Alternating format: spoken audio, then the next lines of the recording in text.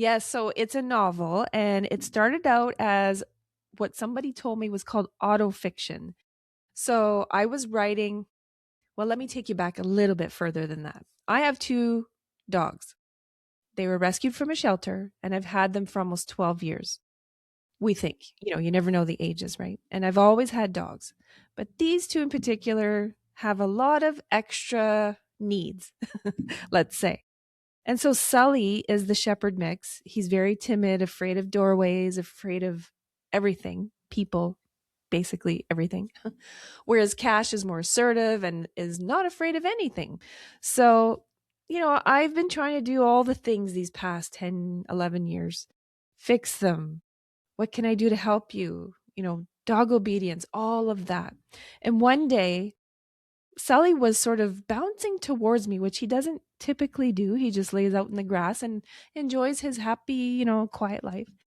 But on this day, he was bounding towards me and his ears were flopping and it was so cute. And I love his tail. He's got this big bushy black tail and it was, going back and forth. And I stopped and I looked at him and these lines, I've described it so many times now, but it's these lines downloaded to me in his voice. And he was saying like, it's okay. I am okay. You have to stop worrying about me and just accept me the way I am, like I have with you. So it was kind of like that. And so I took it and I wrote it down. I mean, I enjoyed that moment, first of all, but it doesn't usually last more than 30 seconds. And sure enough, like within a, matter of moments, he was gone and back in the yard and enjoying his laying on the grass. But that kept coming to me. Like I started writing more poems and poetry in his voice, sort of as a way for me to understand what he was going through. I mean, obviously I wouldn't be able to understand that completely, but trying to figure out like how I could make his life better after all these years.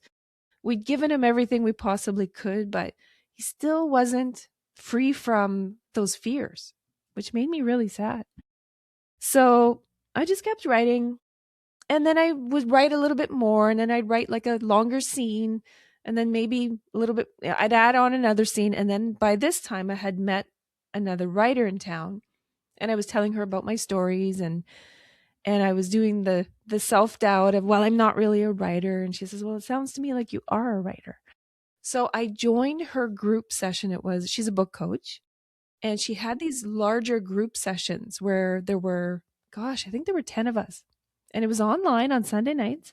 And I learned everything about creating that outline. And so I started to create the outline based on all of these notes that I had in these little poems. So that's a long-winded way to tell you that's how I came to write this book. But initially I was writing it as in my story, not through the voice of my dog. And then I thought, how could I make this interesting for the reader? Not that I was even envisioning a book at that time. It was just a story for me, story for my dogs. But then I started to think about what would it look like if it was through the voice of my dog.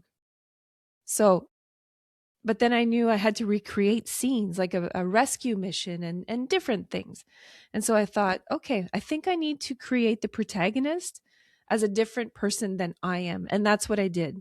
I started over and I recreated the protagonist. Her name is Renly, but Sully and Cash are in the book as themselves. So it's like a mashup of fiction and nonfiction. And so one chapter is through Renly's perspective, followed by a chapter of Sully's perspective. So he doesn't talk to humans, but he does talk to other dogs. So that's kind of how the birthing of the book, I suppose. But I never expected to be sitting here talking to you about my novel.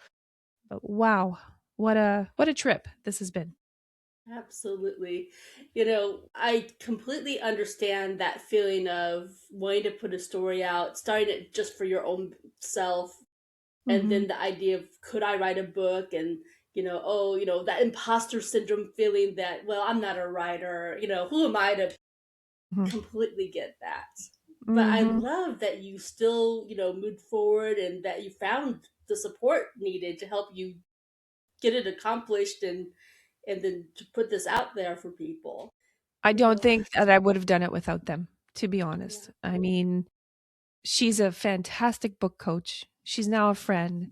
And I think that without seeing what the other writers were going through as well, and some of their frustrations and what was holding them back from writing their stories, I knew I wasn't alone anymore, and I wouldn't have to do it alone. So I kept joining her book session, like her coaching, group coaching, sorry. I kept joining them session after session. She's like, "Well, Holly, we've done this already. That's okay. I'll just keep going."